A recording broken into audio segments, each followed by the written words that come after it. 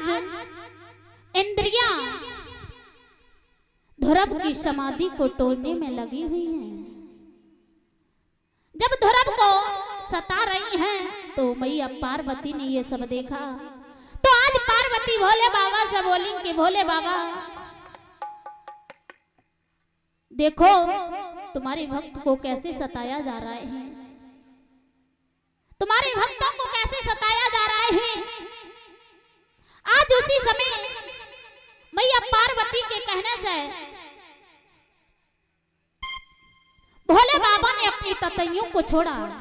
आज जैसे ही ततैयों को छोड़ा, जैसे ही वो ततैयां उन अप्सराओं के पीछे पड़ी, तो आज वो अप्सराएं इंद्र के इंद्रासन में दौड़ती हुई पहुंची। जैसे ही पहुंची भागती हुई, इंद्र कहने लगा क्या हुआ, तोड़ाई समाधि। अप्सराओं ने कहा मेरे बस की बात नहीं है, मेरे बस की बात नहीं है, मैं नहीं तोड़ पाऊंगी, आप ही देखिए जाकर के। आज मेरे भक्तों अप्सराएं इंद्र के इंद्रासन में पहुंच जाती हैं। इधर में जब ध्रुव की तपस्या पूर्ण हुई तो मैया लक्ष्मी ने कहा कि अब क्या कर रहे हो, क्या देरी कर रहे हो, तुम्हारा भक्त तुम्हें पुकार रहा है, जाओ ध्रुव को दर्शन दो। आज जब ध्रुव की तपस्या पूर्ण हुई तो भगवान चक्रध्वजी, आज नारायण भगवान वहां पर प्रकट हो जाते हैं। आवाज लगाई ध्रुव, बेटा ध्रुव। आज जैसे ही ध्रुव के कानों में ये आवाज पहुंची, भगवान ने आवाज लगाई बेटा ध्रुव तुम्हारे पिताजी तुम्हें बुला रहे हैं। आज जैसे ही ध्रुव के कानों में ये आवाज पहुंची तो ध्रुव ने अपनी आंखों को खोला, देखा कि प्रकाश है, प्रकाश ही प्रकाश नजर आ रहा है और चतुर्ध्वजी भगवान श्री नारायण वहां पर खड़े हुए हैं। आज भगवान ने अपनी बाहों को फैलाया और कहा बेटा आओ। आज भगवान ने ध्रुव को अपनी गोद में ले लिया, कहा बेटा मुझे माफ कर देना अगर मुझे आने में देरी हो गई हो। ध्रुव को गोद में उठाया, कहा बेटा मांग लो क्या मांगना है।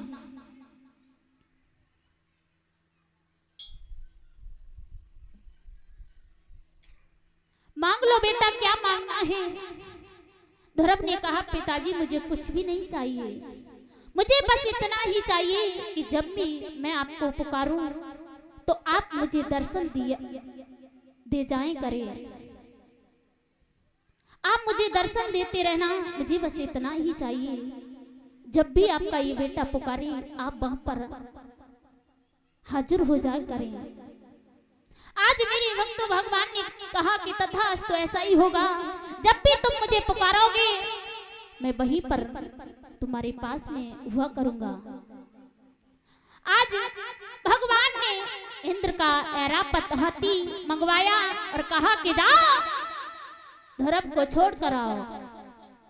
आज ऐरावत हाथी पर बैठकर ध्रुव अवध के लिए चले हैं और इधर में अवध में पता चला कि ध्रुव जंगल से तपस्या करके वापस आ रहे हैं।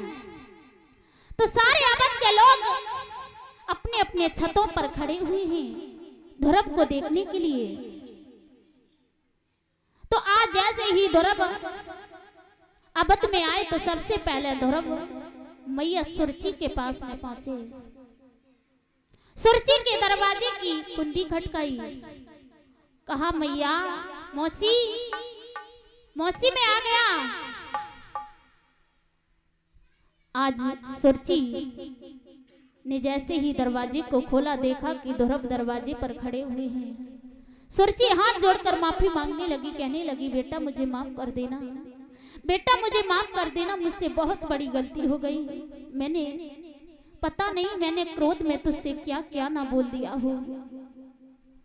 उसी समय ध्रुव ने सुनीति को क्षमा किया। उसी समय ध्रुव मैया सुनीति के पास में पहुंचे। ध्रुव ने आवाज लगाई मैया मैया। सुनीति ने कहा कौन है? ध्रुव सुनीति के सामने खड़े हैं, लेकिन मैया सुनीति ध्रुव को नहीं देख सकती।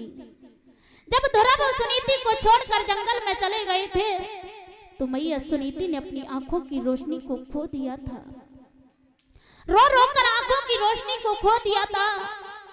आज जब ध्रुव ने ये सब देखा कि मेरी मैया मुझे नहीं देख सकती, तो उसी समय ध्रुव ने भगवान को पुकारा कि हे प्रभु, मेरी माँ को आंखों से कुछ दिखाई नहीं दे रहा है। प्रभु, मेरी माँ की आंखों की रोशनी वापस दीजिए। आज भगवान वहां पर प्रकट हो जाती हैं, सुनीति की आंखों की रोशनी वापस दी और सुनीति और ध्रुव को दर्शन दिए। जब सुनीति और ध्रुव परमात्मा से बातें कर रहे हैं तो सुरुचि और उत्तानपाद ने ये देखा तो सुरुचि कहने लगी, ध्रुव तुम किससे बातें कर रहे हो? ध्रुव ने कहा, मौसी मैं भगवान से बातें, अपने पिताजी से बातें कर रहा हूँ। सुरुचि ने कहा, बेटा मुझे भी दर्शन करा दो। आज उसी समय ध्रुव ने कहा, पिताजी, प्रभु मेरी मौसी को भी अपने दर्शन कराइए। आज ध्रुव के कहने से भगवान ने उत्तानपाद और सुरुचि को दर्शन कराए।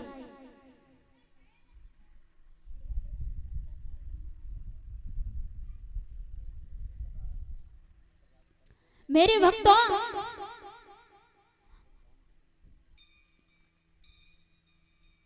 आज सभी को दर्शन देने के बाद में भगवान वहां से अंतर ध्यान हो जाते हैं। धीरे धीरे समय व्यतीत हुआ तो ध्रुव ने अवध में 36,000 वर्ष तक वहां पर राज्य किया। उसके बाद में भगवान के पार्षद विमान लेकर आए, ध्रुव वैकुंठ को चले गए। ध्रुव को भगवान ने स्वर्ग में स्थान दिया, जो अभी भी हम सभी लोग ध्रुव के दर्शन करते हैं। ध्रुव को वो स्थान दिया, ध्रुव को जाना जाता है ध्रुव तारा के नाम से, जिसके दर्शन आज भी हम लोग करते हैं। जो सबसे पहले तारा दिखाई देता है उसी को ध्रुव तारा कहते हैं। बोली गोविंद भगवान की, बोली वृंदावन बिहारी लाल की। तो आइए सभी भक्त तालियों के साथ में 2 लाइन का संकीर्तन बोलें, उसके बाद में आरती।